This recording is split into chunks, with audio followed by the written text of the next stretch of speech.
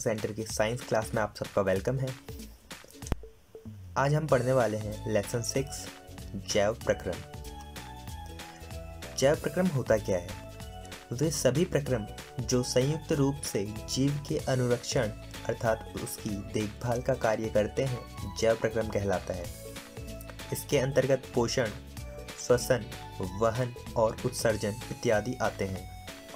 इस लेसन में हम इन्हीं 4 टॉपिक के बारे में पढ़ने वाले हैं कि पोषण क्या होता है, श्वसन क्या होता है, वहन क्या होता है और उत्सर्जन क्या होता है।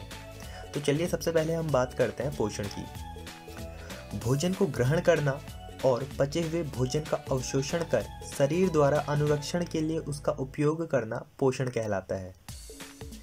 पोषण के आधार पर जीवों को 2 समूहों में बांटा जा सकता है, स्वपोषी पोषण और विषमपोषी पोषण। स्वपोषी पोषण क्या होता है? जब पोषण का वह तरीका जिसमें जीव अपने आसपास के वातावरण से उपस्थित सरल अजैव पदार्थों जैसे कार्बन डाइऑक्साइड, जल और सूर्य के प्रकाश से अपना भोजन स्वयं बनाते हैं, उसे स्वपोषी पोषण कहा जाता है और ऐसे जीव स्वपोषी जीव कहलाते हैं।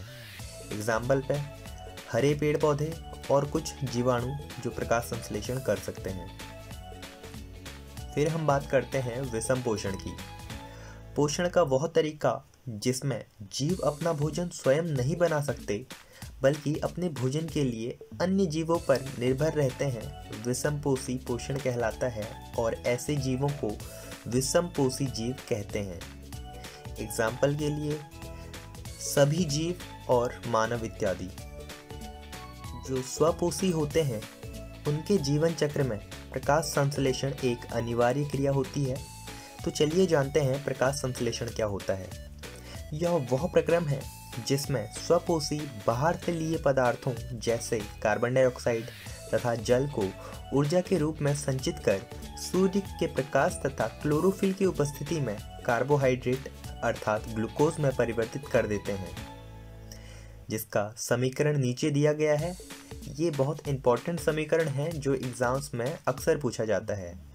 कार्बन डाइऑक्साइड के 6 अणु जब जल के 12 अणुओं से अभिक्रिया करते हैं सूर्य के प्रकाश की उपस्थिति तथा क्लोरोफिल की उपस्थिति में, तो यह ग्लूकोज में परिवर्तित हो जाता है, जिसका फॉर्मूला है C6H12O6। इसके पश्चात ऑक्सीजन मुक्त होती है तथा जल बाहर निष्कासित होता है। प्रकाश संश्लेषण के लिए आवश्यक कच्ची सामग्री क्या है? सूर्य का प्रकाश, क्लोरोफिल, कार्बन डाइऑक्साइड और जल। प्रकाश संश्लेषण के दौरान निम्नलिखित घटनाएं होती हैं। क्लोरोफिल द्वारा प्रकाश ऊर्जा को अवशोषित किया जाता है, प्रकाश ऊर्जा को रासायनिक ऊर्जा में रूपांतरित किया जाता है तथा जल के अणुओं को हाइड्रोजन तथा ऑक्सीजन में अपघटित किया जाता है। कार्बन डाइऑक्साइड को कार्बोहाइड्रेट में अपचयित किया जाता है। अब ये प्रकाश संश्लेषण पत्तियों द्वारा किस प्रकार से होता है? देखो, प्रकाश संश्लेषण में पत्तियां सहायक होती हैं जिनमें छोटे छोटे रंध्र पाए जाते हैं जो गैसों का आदान प्रदान करते हैं। तो चलिए जानते हैं रंध्र क्या होते हैं। पत्ती की सतह पर जो सूक्ष्म छिद्र होते हैं उन्हें रंध्र कहते हैं। रंध्र के प्रमुख कार्य प्रकाश संश्लेषण के लिए गैसों का अधिकांश आदान प्रदान इन्हीं छिद्रों द्वारा होता है। वाष्पोत्सर्जन प्रक्रिया में जलवाष्प के रूप में रंध्र द्वारा निकाले जाते हैं। रंध्र पत्ती की सतह पर सूक्ष्म छिद्र श्वसन गैसों के विनिमय और वाष्पोत्सर्जन के लिए खुलते व बंद होते हैं। वातरंध्र पौधे के काष्ठीय भागों जैसे जड़ एवं तने पर वातरंध्र पाए जाते हैं। यह कोशिकाओं के मध्य स्पंजी मृदु ऊतक से बनी संरचनाएं होती हैं। यह भी रंध्र की तरह ही कार्य करती हैं। तो समपोषी पोषण केवल उन्हीं जीवों में पाया जाता है जो प्रकाश संश्लेषण कर सकते हैं। चलिए हम बात करते हैं विषमपोषी पोषण की। विषमपोषी पोषण को 3 वर्गों में विभाजित किया गया है, जिसमें पहला है प्राणी संपोषण अर्थात होलोजोइक, दूसरा है मृतजीवी पोषण अर्थात सैप्रोफाइटिक और तीसरा है परजीवी पोषण अर्थात पैरासिटिक। तो चलिए जानते हैं प्राणी संपोषण क्या होता है। इसमें कोई भी जीव संपूर्ण भोज्य पदार्थ का अंतर्ग्रहण करते हैं तथा उसका पाचन शरीर के अंदर होता है, जैसे अमीबा, मानव इत्यादि।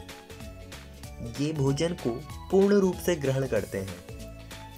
फिर दूसरा बात करते हैं मृतजीवी पोषण अर्थात सैप्रोफाइटिक की। मृतजीवी अपना भोजन मृत जीवों के शरीर व सड़े गले कार्बनिक पदार्थों से प्राप्त करते हैं, अर्थात ये ऐसे जीव होते हैं जो सड़े गले पदार्थों से अपना भोजन ग्रहण करते हैं, जैसे फफूंदी, कवक इत्यादि।